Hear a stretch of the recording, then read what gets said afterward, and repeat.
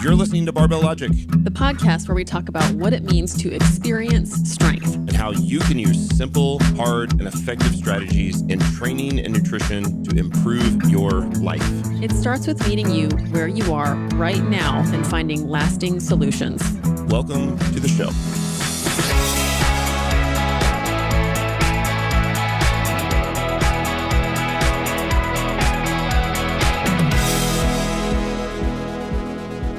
Hey everybody, welcome to the Barbell Logic podcast, Beast Over Burden. I'm your host, Niki Sims. I'm a coach at Barbell Logic, and also I'm the Chief Experience Officer. With me is the Chief Operations Officer, also a coach, Andrew Jackson. Hello, hello. Good afternoon. How has your popcorn diet been? Any good popcorn stories lately? Took a break a little bit. I don't think I've had a bag of popcorn since Monday, maybe Sunday night. A good 5 days.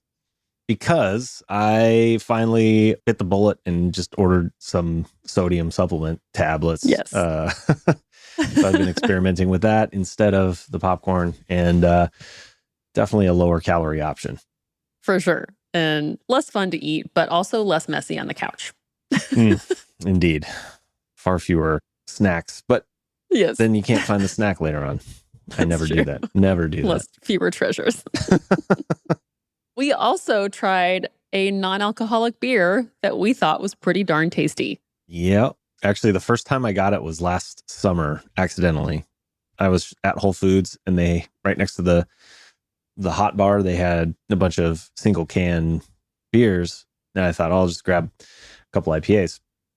And I remember looking at the label, and I was like, wow, 70 calories. In a hazy IPA, right? In a hazy IPA, or this one at the time, it might have just been an IPA. Sit down, I start eating dinner, take a sip of the beer, and I'm like, wow, that's amazingly good. And I'm there with Claire, and I'm like, I can't believe, how did they do this? Well, how many calories did it have on the can? It was 70 calories for a beer, for an IPA, amazing. Which is insane. And then, of course, it was non-alcoholic. It felt ridiculous that I didn't notice that. But it was packaged just like any other beer, and there's a zillion of them in any store in the Northwest. But they're actually pretty good. They are pretty good. I gotta say, this is not the non-alcoholic beer. I'm trying to remember the brand from back in the day. O'Doul's. On deployment in the Navy, we would have a beer day. If we were out to sea for, I think it was 3 months straight, some number, if we hit that milestone, we would have a beer day. But the beers were O'Doul's. And they would ration the number of O'Doul's that you could have. I think the most this actually sounds a lot like what we're doing now. It was like 2 or 3 O'Doul's, and people would try to it turned into a massive bargaining affair where it was like amazing people trying to get drunk on O'Doul's, which took, I think it was like 50 beers to mouthwash would probably be more effective, I imagine. Yeah. So this is not O'Doul's. This was, I think it's called the Athletic Beer Company or something like that. Yeah. And it was neat because you even brought this up, and I've heard Brittany, our director of nutrition, guide this conversation too, but it was like, what does a beer do for us? Why is it on like a Sunday or like a day on the mountain, all of a sudden, the thing that sounds like the absolute best thing in the world is a very cold, very crisp, hoppy, delicious beer in a frosted glass? What is that doing for us? And we were trying to describe the job that it serves for us. And what did you come up with for that? Well, I think it's years of associating good times with, it's almost like Pavlovian, that when you're having a good time, you're having a beer. And so eventually it kind of flips. Beer equals good time. So, I think that it's a state change mentally. Yeah. And facilitates that kind of transition, just totally, relaxing into whatever that moment is.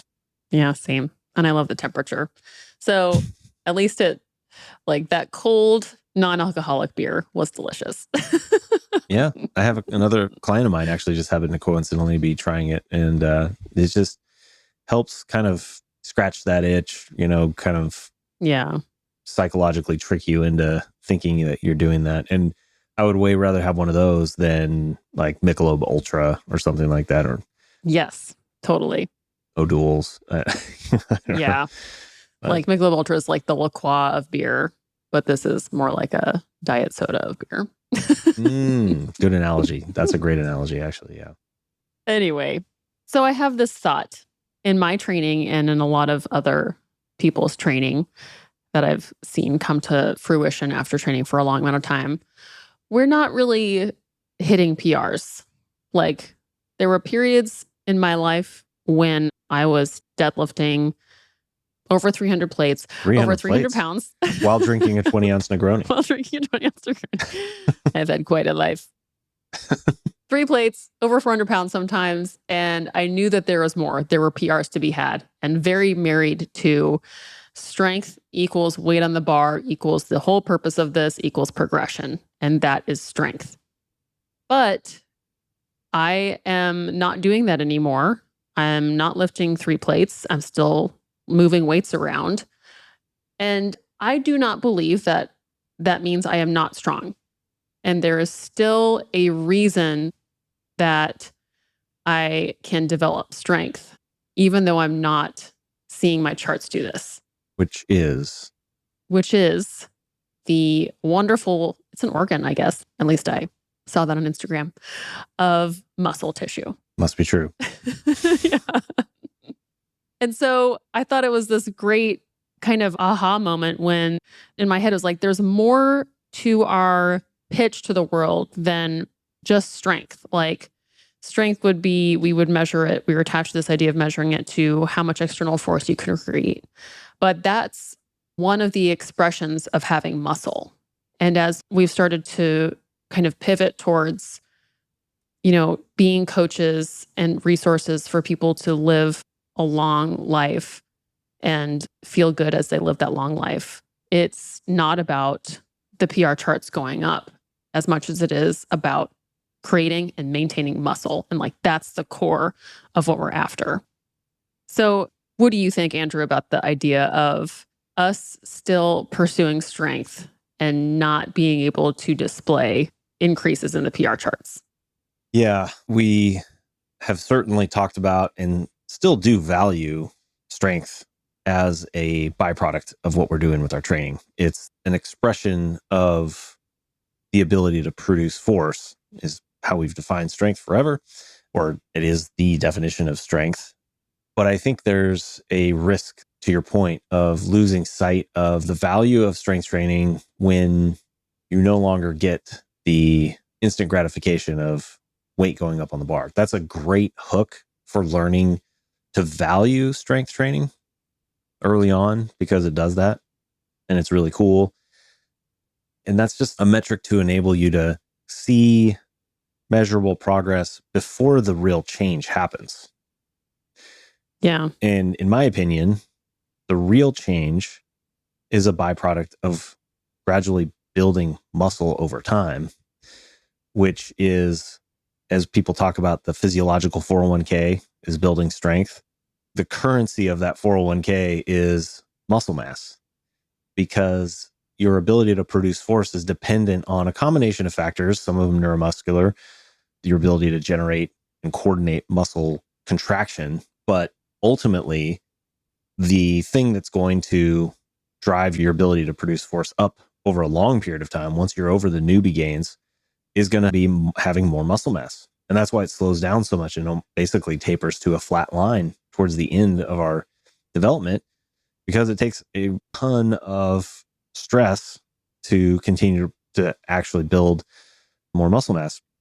And when you're in a phase, like for the most part, both of us are, I might have a couple of PRs left in me, but certainly day to day, I'm not seeing numbers going up in a lifetime PR sense. I might see them being progressing over whatever block I'm in, but that does not take away the value of strength training in maintaining muscle mass, which I think becomes a huge component of training over time, is that you are doing everything you can to build muscle mass and then everything you can to hold on to it.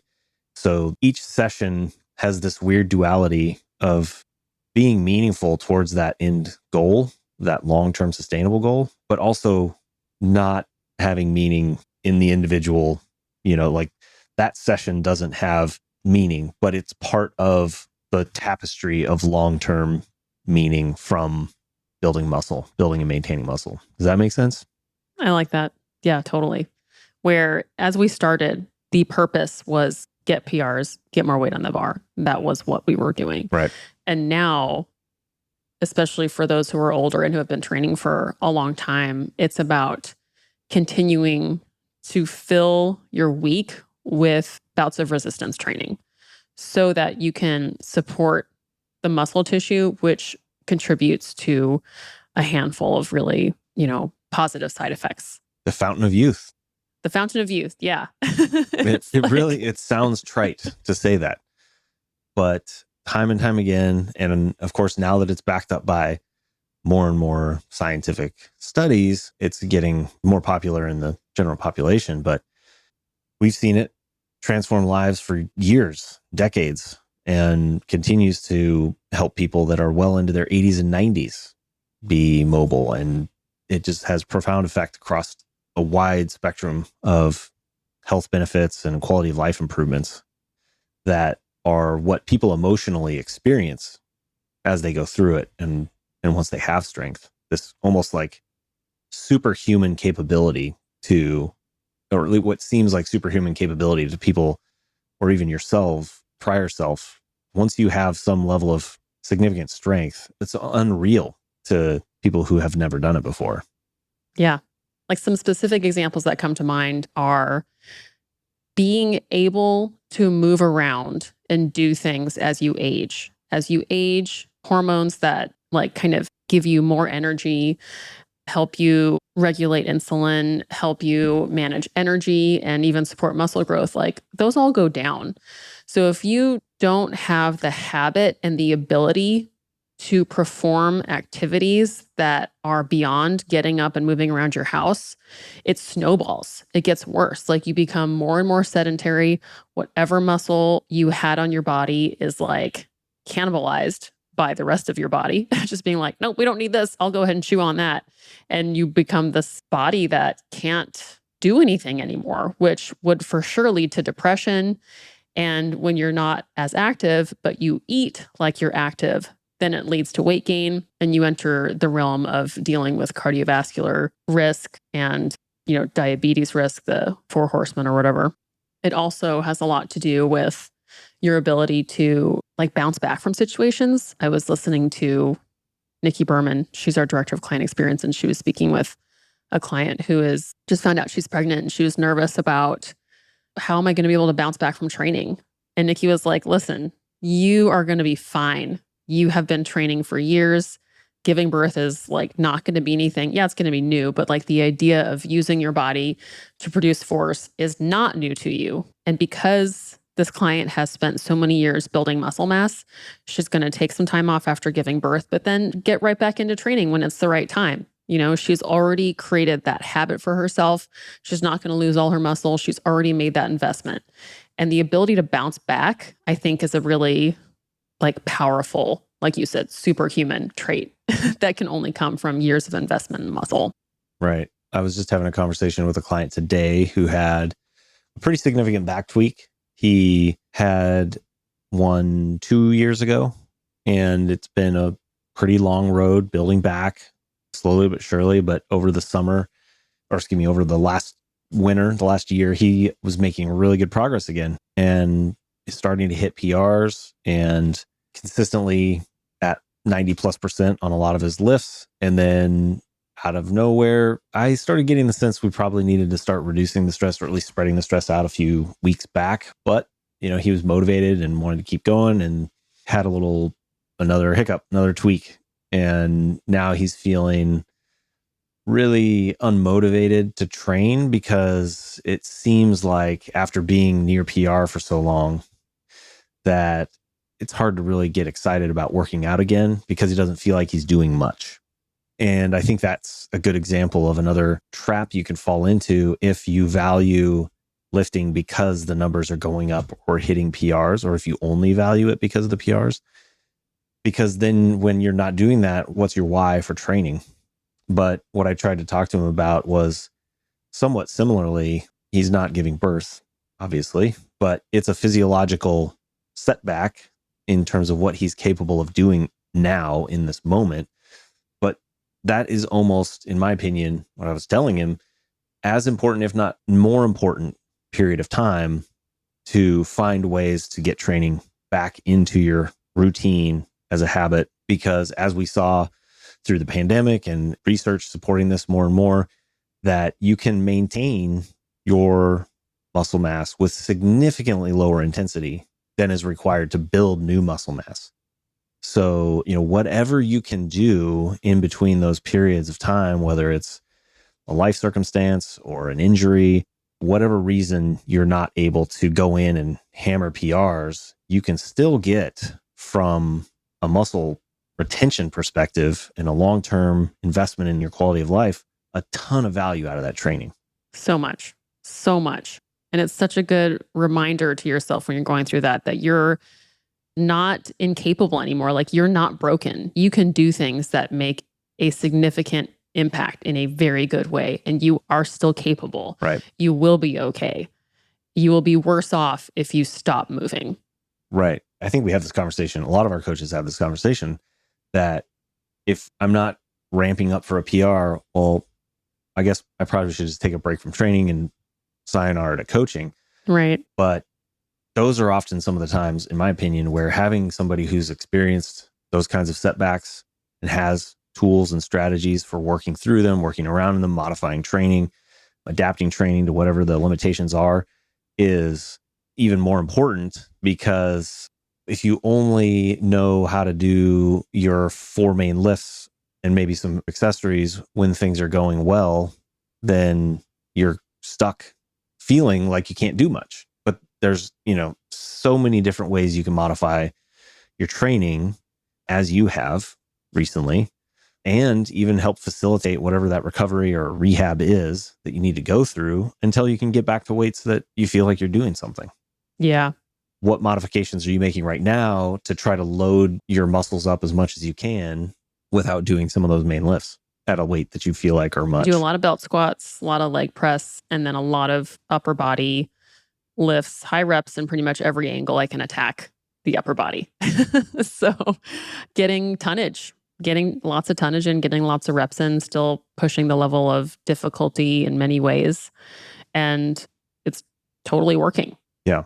And now you are able, it's been a while now, but your weights on the main lifts are starting to kind of get back up into not quite training loads of years past, but kind of starting to get close to them. My squat is over 50% of my 1RM. There you go. So that's exciting. It's almost just a light day. Deadlift will come soon enough. But pain-free, right? Yeah, and I'm feeling good, and it's exciting. And I'm more enjoying that the lifts feel good than feeling embarrassed that they're so light. It's more like, man, this deadlift felt great. And that's awesome. It's not like, oh, it should feel like this. Right. Right. It's so hard to have that moment in training where you're like, this feels heavier than it should. Ooh, yeah. Like, I hear that a lot. I've said it a lot. And it's just like, you know what? When you can get on the other side of that phrase, it feels good. Yeah. I still have that internal conversation with my deadlift. I'm past that, like squat, bench, press. Those all feel like they're at weights that they quote unquote should be with where my training and where I feel like I just expect myself to be at. The deadlift is still about 20 kilos off of that, 45, 50 pounds of like, but similar to you, I'm able to quickly bring myself around to being grateful that I'm able to lift the weights I am without pain, or without feeling like I'm on the verge of some sort of weird spasm. So that's definitely helpful to focus on that gratitude. Totally. And another vein in the thought of being thankful for things, like if you get injured and you change your training or stop training and your eating isn't really controlled, it's a lot easier to gain body fat. And when you have more muscle, I think you are able to control body recomposition at a much higher level. And imagine if you got hurt, stopped training, and then you got fat. Like, no thanks. Like, that to me sounds awful. I always had a close relationship with like eating and training, sometimes in a not healthy way, where it was just like long ago, where it was like, oh, well, I have earned this food now. Like, I can eat this food because I worked out so hard. And now it's much different. But like, you can still train without, getting PRs all the time, build muscle, and you have much more control over how you want to lose weight or gain weight. Like, if you want to look like you lift, you can look like you lift without actually lifting heavy if you keep building muscle. And I think that's another one of those big things to be able to take with you in life before it gets harder and harder to manipulate that. The big one for me that has been relatively recently validated pretty extensively is that the old saying that your metabolism slows down as you age is now pretty clearly understood to be most likely due to the loss of muscle mass that occurs as you age. And the amount of effort that it takes to maintain that muscle mass increases, like you said earlier. So really what we're experiencing as we age isn't our metabolism changing, unless you count the fact that it's that our basal metabolic rate is lower due to having less expensive tissue, namely muscle mass.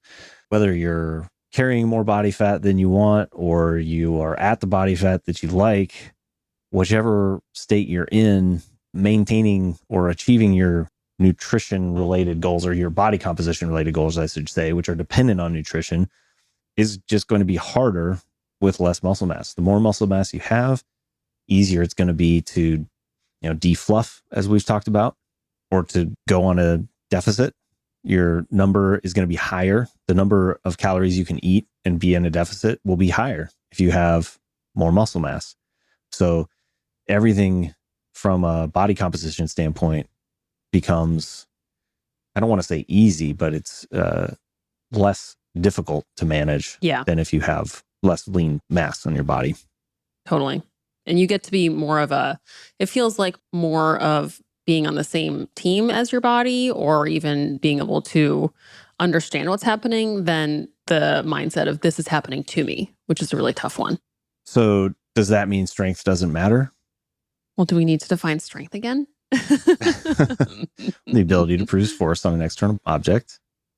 Well, I think it goes back to the, why we use barbells. Like, the reason we use barbells as the core of our training is because they're so freaking efficient and effective. Right. And yes, we need to use the tool of measuring progress as much as we can. Like, why not take advantage of the opportunity to increase PRs? Absolutely. Right. Yeah, I don't think we've talked ourselves out of our mission in that sense. It's more of like, what happens when you've been lifting for a long time? Like, what are your expectations really? Like, we know what the curve looks like. What did you think the real life of that curve looks like? If you zoom in and zoom in and zoom in, what are the workouts like? And this is what it is. It's doing what you can to build and maintain your muscle. And that can involve more than barbells. In a simple, hard, effective way. Yep. Right. Even the other day when you're having one of your upper body day sessions and we're at the Globo gym and it's like impossible to find. And even this isn't a machine example, but if you pull the thread on this idea, you really quickly get back to doing barbell training. But anyways, so you're looking for tricep push down and you wanted to do the rope. Wanted the rope. You wanted to use the rope attachment as was programmed. And there was a cable machine that came open, but the rope was not available because all the ropes are literally 4 bros using the ropes for various curls and press things. I asked you, well, what if we just grab the single cable, do single arm pushdowns? Still training the triceps. And what'd you say? I said, I don't want to do 8 sets of 15 reps. I'll be there all day. Because you were programmed 4x15 using both arms. Yeah. And you didn't want to do 8x15. So perfect illustration of why we love barbells so much and big compound movements, because you can train a ton of muscle mass in one exercise. Now, are you going to optimize muscle mass or hypertrophy for all of those muscles? No, you're not. And eventually you might need to add in some accessories or some machines if you're trying to grow muscles in a particular area that's not constrained or what the thing that's limiting your deadlift or your squat or whatever. However, as I said, if you only need to be training a certain percentage of your max ability for a certain muscle to maintain, what's a great way to train a ton of muscle at potentially, sub-maximal or even sub-hypertrophy levels of stress? Do them all at the same time with one bar. Brilliant. That you don't have to move around and do a bunch of different things or do one side then the other. We've been preaching that for years, but I think it's still worth using strength as a means of quantifiably measuring the product of your training or the output of your training, even over short windows of time or after resets, because you're probably not going to go in and do a biopsy of your quadricep to see if you're driving hypertrophy, right? We had this conversation on the Slack channel with a few coaches where I kind of asked this question, like, is hypertrophy, is muscle mass really what we're trying to drive? And it's like, well, yeah, ultimately, but how are you going to measure that? The beauty of strength, and it's certainly what appealed to me initially, is that you're not looking in the mirror, you're not valuing abs, or whatever relatively superficial thing you can see in the mirror. You're not obsessing about that, and it's quantifiable in an immediate way that you can dose, you can titrate and find the useful weight. But it's still only a metric. It's still only an observable thing that represents the meaningful thing that you're trying to get out of your training, which underneath it all, I think, is the muscle mass. Yes. Right underneath your skin. I love it. I love muscle. It's the best. One of my favorite organs. So do you find yourself constantly motivated by that? Or is it still a challenge sometimes to want to go in and build muscle mass? There are some days where I'm just like not jazzed by having to do a bunch of reps of something just because it's not like a satisfying movement pattern, or I don't know, it just takes a while to get through all the reps. But just not doing it is really not an option. Like having muscular definition and having the investment of muscle on my skeleton as I, get older, that's so important to me. So are you starting to drift into take your medicine camp? I don't know, because it's still my fun part of the day. It's like, put on music and wear clothes that I love and have fun. It's like playtime. Yeah. So no, maybe some parts of it would be, but I love it. You seem like you're still on the training is fun zone. Yeah, it's been more so lately. There's days where I think that I enjoy it more with a mindset of doing the work to maintain muscle mass. It still has to be hard and relatively close to failure, 1 or 2 reps from failure, pretty much whatever exercise I'm doing. The more compound and skill oriented lift, the further away from failure that I aim for, but the more isolated or smaller, less low skill movements, I push to failure pretty much all the time. And so I don't get wrapped around the axle about exactly what the weight is on the bar or even what the exercise is, but I still feel like I'm doing something useful and that it's meaningful to my training. And I've noticed what's interesting about that mindset is that, again, no individual day really stands out as super important. I just don't get wrapped around the axle about whether it was a quote unquote good session.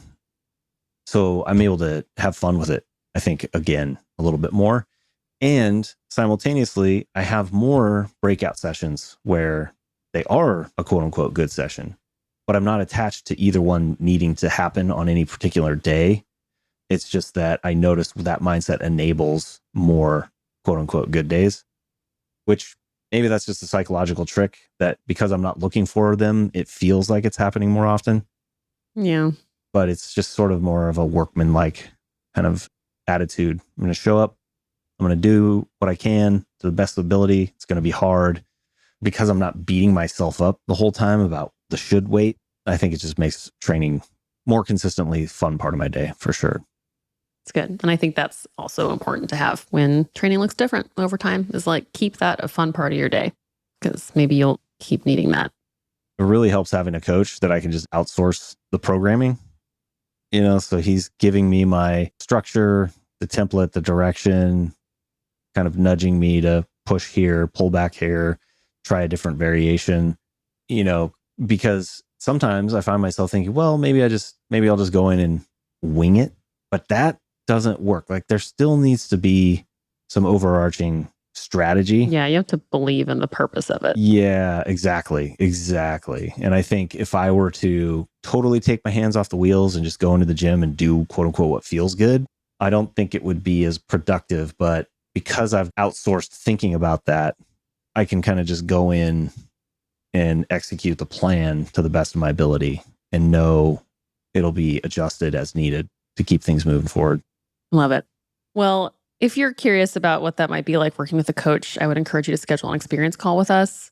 We've noticed that this time of the year is kind of a tough time coming back from the holidays, where the holidays were probably a big ordeal. You might still feel exhausted from it. Maybe you've come back to work and everybody's circling back and closing the loops, and it's just a lot. And sometimes training kind of has to change. And so we've been hearing that within our team and then from our clients. So know that there are ways to adjust to what is optimal for you right now. And I would suggest doing an experience call with us, because that's what we're here for. It's really an hour for you to ask us questions about your training. It's totally free. So if you want to check that out, it's barbelllogic.com/experience. And you'll either be with me, Niki Berman, or one of our other team members like Chrissy or Ian. We'd love to talk with you about that. So thank you, Andrew. It's fun building muscle, fun talking about it. And see y'all next week. Bye-bye.